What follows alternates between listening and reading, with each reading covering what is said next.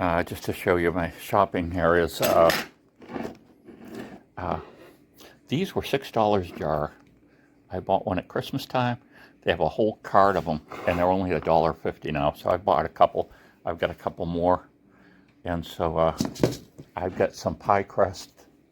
I buy the pre-made pie crust, but certainly I will learn how to do the pie crust from scratch. It's so easy to use this other kind, and I always buy the no brand. This is Hannaford, but no brand. You just have to, warm it up sufficiently to be able to unroll it. If you try to unroll it when it's too cold, it will crack. So we're going to basically have this. We're going to have the wax beans and the pie, the mincemeat pie. It's really this is really almost like I would almost call this a raisin pie. I mean, real mincemeat I've had with real meat in it, and this is more of a, almost not a mincemeat in a way, because it's a very sweet raisin pie, I would call it. So if you don't think you like mincemeat, you might want to give this a try and see what you think, if you like raisins and like sweet.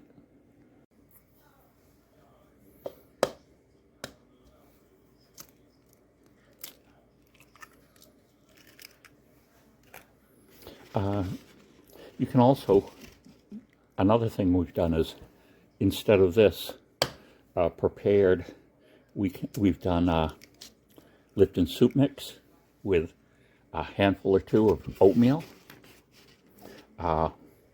We've done their Lipton, they've got a kind of a vegetable soup mix, dry powder, and we've used that before, and that's worked out well. You could go completely from scratch and cut up onions and adding some spice, which we'll probably do that coming up too. The whole name of the game now is getting more out of your food budget, and that means buying things on sale, making things from scratch, and also extending proteins. If you can take something like hamburger, this was, I think I bought this it was $2.99 or less. Some I bought today was on sale for $2.99, but sometimes it's so crazy with meat. You go in there another week, and that same hamburger will be like $6 and something. I don't understand the logic behind that. If it's just some marketing game, or if it's actually based on something. So let's mix this up.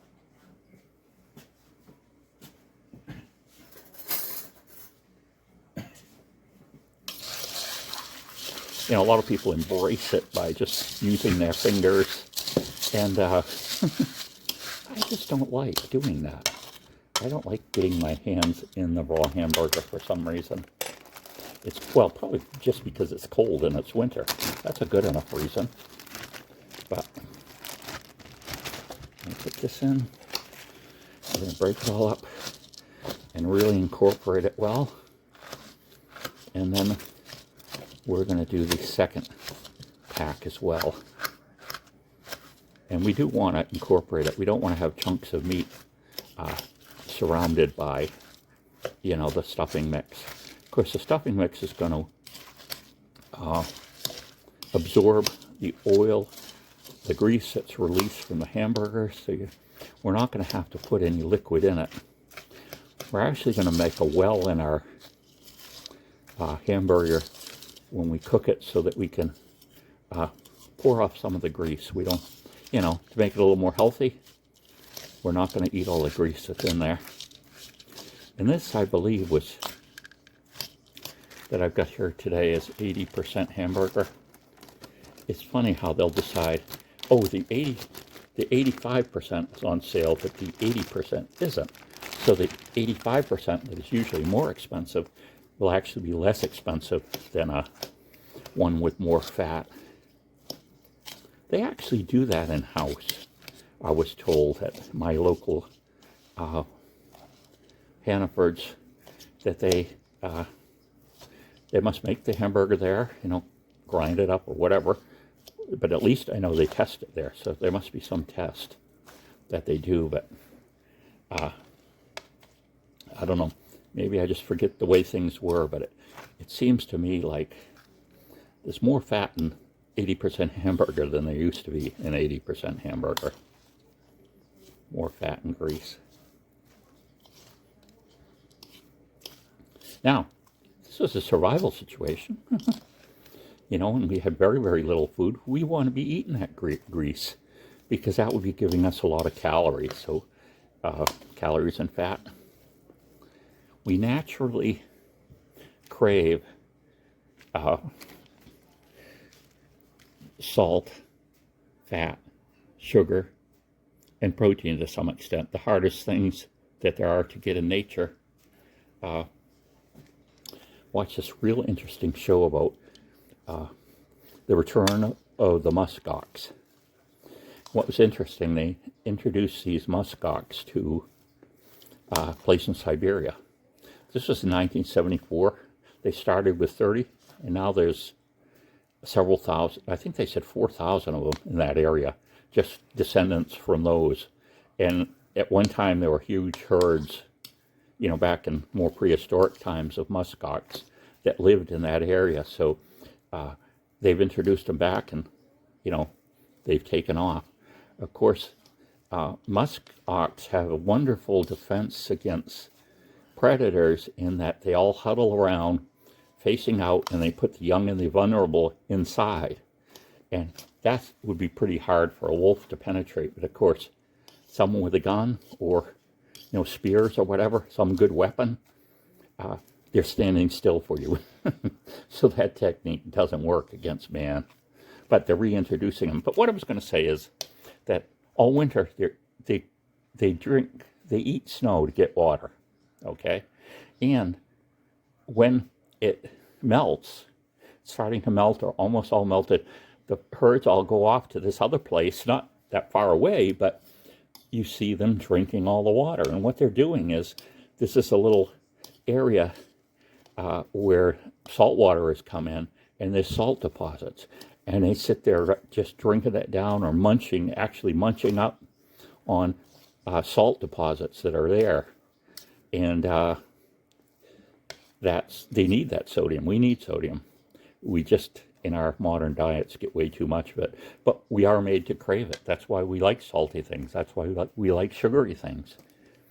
And that's why we like proteins and fat, because those were the things that are hard to get in nature. So our body is geared towards rewarding us for getting those. But again, like I say, in today's modern world, it's very easy to go to a fast food place, and in literally 20 minutes, you can easily take in more than a day's worth of calorie, salt, sugar, fat, all just in that one fast food meal at a burger place or some other type of fast food. And it tastes great, but of course, then we have the consequences. And that's one reason out of a couple that I'm trying to diet more now. Which the big deal is I'm only eating at actual dinner times, lunch times, or breakfast times. That cuts out a lot.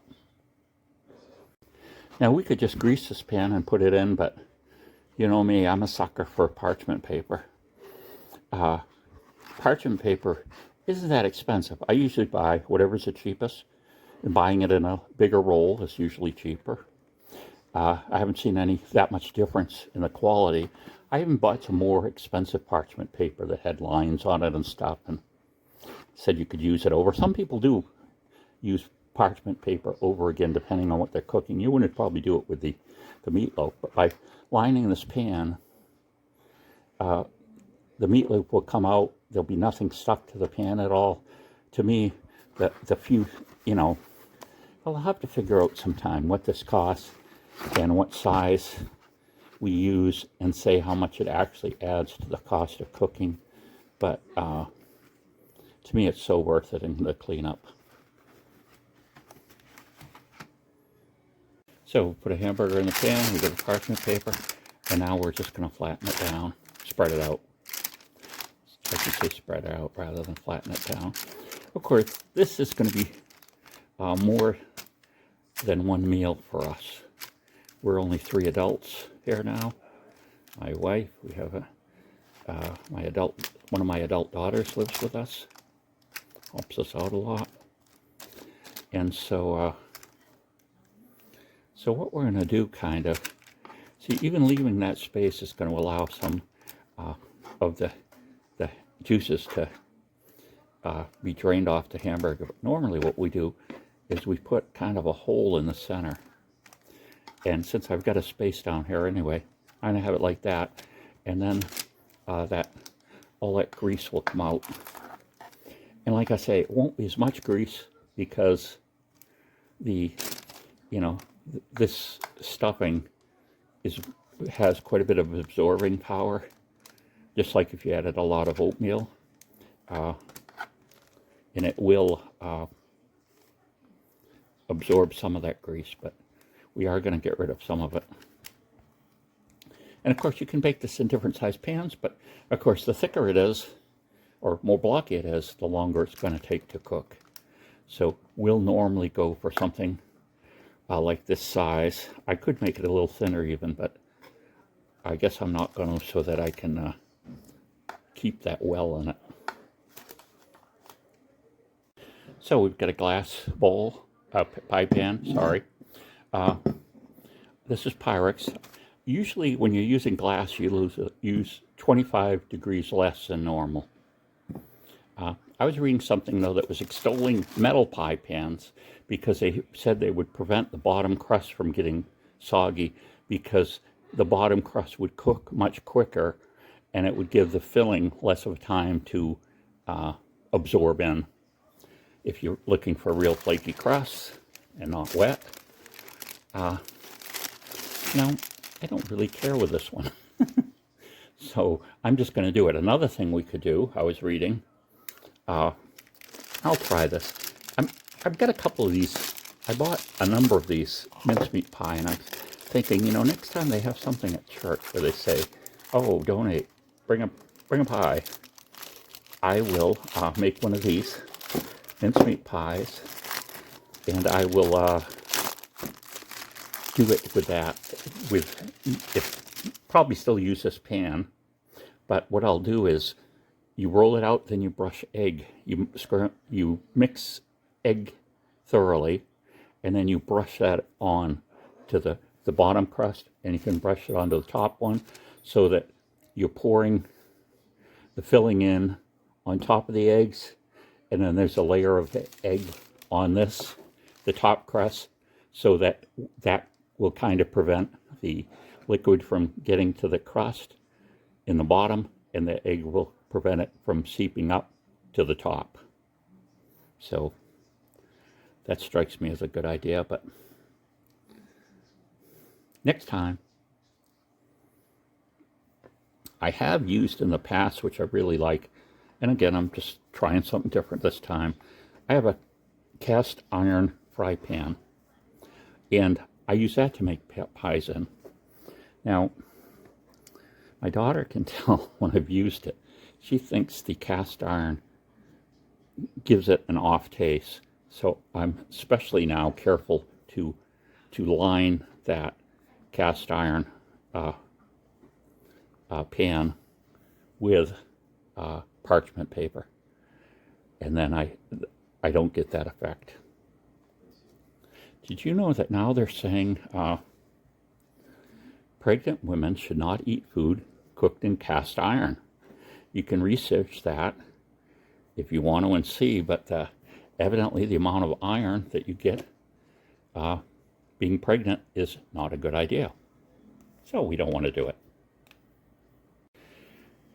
Now, my dad would actually hunt for deer each year, and the thing to do was the neck had a lot of meat in it, but it's real kind of tough and stringy. Well, what you would do is cut it up, and make it into mincemeat, the real mincemeat that actually has meat in it. At some point, someone decided it was going to turn from a, slightly savory dish to a gobs of sugar dish. This has got so much sugar in it. I'll have to give a breakdown on the calories. But, I was at a farm stand here in Maine, and it was one of those farm stands where they just have the things out and you pay for them. And they had a jar, it was bigger than this, of actual mincemeat that had deer meat in it. And I got it to give to my dad because I know he liked it so. And he did like it. He was surprised. He didn't think it would taste good because it wasn't made by the farmhouse. It was made in a factory. It had a professional label on it. Came from somewhere. But he liked it so much. I guess he had some deer meat in the freezer or something, and he went back and made some of it from scratch again, which I've got the recipe, but for, it's what you would do to preserve the meat. So in other words, the recipe, I suppose you could cut it down, but the recipe is for canning, jars and jars of the stuff. It's because, you can figure a deer's neck, there's probably quite a bit of meat in it by the time whatever you do. I don't know if they boiled it to get it off or whatever, but so it's a recipe designed for food storage. And like I say, I probably could adapt it down, and you could probably use other meat, but I don't, there's a certain flavor, some that gamey taste that some wild meats have. And I've heard all the kinds of pros and cons about that. Well, maybe if it depends on what the deer is eating, how old it is, what time of year it is, what he's been eating, and all these different things. Or how you prepare the meat. In other words, after you shoot it, you have to, gut it, take all the entrails out and everything. And you actually leave the meat out and hang it up for a while before you, would butcher it or take it to a butcher. And that supposedly changed the flavor quite a bit. So you can see here kind of that this isn't as full as it could be. I'm going to just crinkle these down to kind of seal it. And like I say, this will be wet, but like I say, I made one of these at Christmas time, and I really liked it. So that's why I'm repeating this. And this is what I did that other time. And I read up on the idea of using what I should do, according to some of the things I read, is I should go back to my cast iron fry pan and do the egg technique that I told you about. And also the egg wash, you can do it on top of the pie, and that will give it a better color. Sometimes pies are just, especially if you're using a commercial crust like this, they'll just be kind of bland looking. But the egg will give it a real nice color. Okay, so here's our meatloaf. Actually, there's not much grease in it at all. So this, I think that's partly because I think this was actually 85% hamburger. And like I say, the stuffing is going to absorb a lot more. There's a dog nose. Don't burn it. So, it tastes great.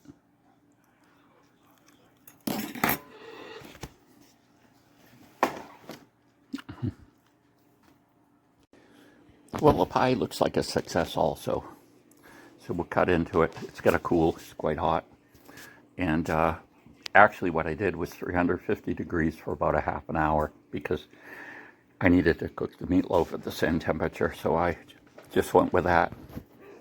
And knowing that this filling is cooked already, basically all we were doing is really warming it up and getting our crust to a color that we liked. So their verdict on the pie is it tastes great. We're eating it quite warm still. But if you like raisins and apples and spices, I think you'll like this. Like I say, it's you can taste the raisins and apples in it, and of course the spices, but it's not really like a traditional mincemeat would have been. And I had read on the internet that cooking your pie near the bottom of the oven will cause the bottom crust to cook quicker, so you won't get a soggy bottom, and it worked. I don't have a soggy bottom. That's the big thing they always criticize on the cooking shows, the Great Baking Championships and things like that. And I managed to not get it just by putting the pie closer to the bottom of the stove.